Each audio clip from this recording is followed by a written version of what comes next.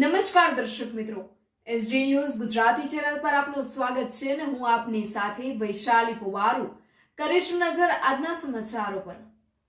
ડાંગથી ભવાડી ગામના ઉપલા ફળિયામાં ગત રાત્રિ દરમિયાન આત્મહત્યાની ઘટના સામે આવી છે। પારિવારિક ઝઘડામાં પત્નીની હત્યા કરીને પતિએ ફાંસો ખાઈ આત્મહત્યા કરી।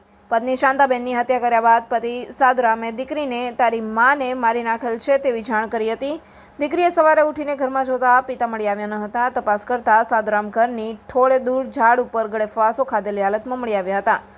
ગામના સરપંચે પોલીસને જાણ કરતા પોલીસે આત્મહત્યાની ફરિયાદ નોંધી તપાસ હાથ ધરી છે। સાધુરામના સાડુભાઈ પણ રાત્રિ દરમિયાન આકસ્મિક રીતે મરણ જતા પોલીસે એ દિશામાં પણ તપાસ શરૂ કરી છે। Reporter Sushil Pawar, SD news Gujarati, Dang. Waghai police સ્ટેશનના ભવાડી ગામના ઉપલા ફળિયામાં ગઈકાલે સાંજે મળતી માહિતી મુજબ ગઈકાલે સાંજે પારિવારિક ઝઘડો થયેલો હતો, જેમાં મરણ જનાર બેન શાંતાબેન તથા તેના પતિ સાધુરામભાઈ વડવી, જે બંને વચ્ચે લાંબા સમયથી પારિવારિક લડાઈ ઝઘડા ચાલતા રહેતા હોય અને કાલ સાંજે પણ પારિવારિક લડાઈ ઝઘડો 7 વાગ્યાથી ચાલુ હતો।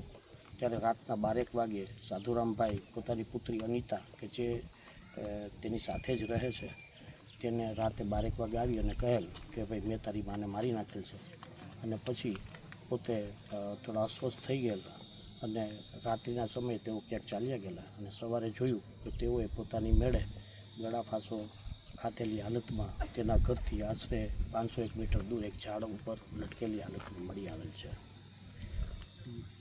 મર્ડરની બાબતની વાત કરીએ તો માત્ર એક જ મર્ડર થયેલ છે અને તે પણ શાંતાબેનનું તેના પતિ સાધુરામભાઈએ કરેલું છે। જ્યારે સાધુરામભાઈ પોતે પોતાની મેળે ગળા ફાંસો ખાઈ ગયેલાનું પ્રાથમિક અહેવાલ મુજબ જણાઈ આવેલ છે। તેમજ બીજું કે જે આ સાધુરામભાઈ છે તેના સાધુભાઈ થાય છે, જેનું નામ સુરેશભાઈ જાનુભાઈ પોડોજીયા છે। તેઓ પોતાની મેળે ગઈકાલે સાંજે એટલે કે 7, 7:30 વાગે પોતાના ઘરે આવેલા, પાણી પીધેલું, તરબૂચ ખાધેલું અને સૂઈ ગયેલા। ત્યાર પછી તેઓ નથી બહાર નીકળ્યા કે નથી અંદર આવ્યા અને તેઓ અનિવાર્ય સંજોગો એટલે કે આકસ્મિક ધોરણે તેઓ મૃત્યુ પામેલાનું પ્રાથમિક વિગતો મુજબ જણાઈ આવેલ છે। આ તમામ બાબતોની તપાસ ચાલુ છે અને સંપૂર્ણપણે તપાસ પૂર્ણ થઈ જશે ત્યારે તમામ બાબતો વધુ સ્પષ્ટ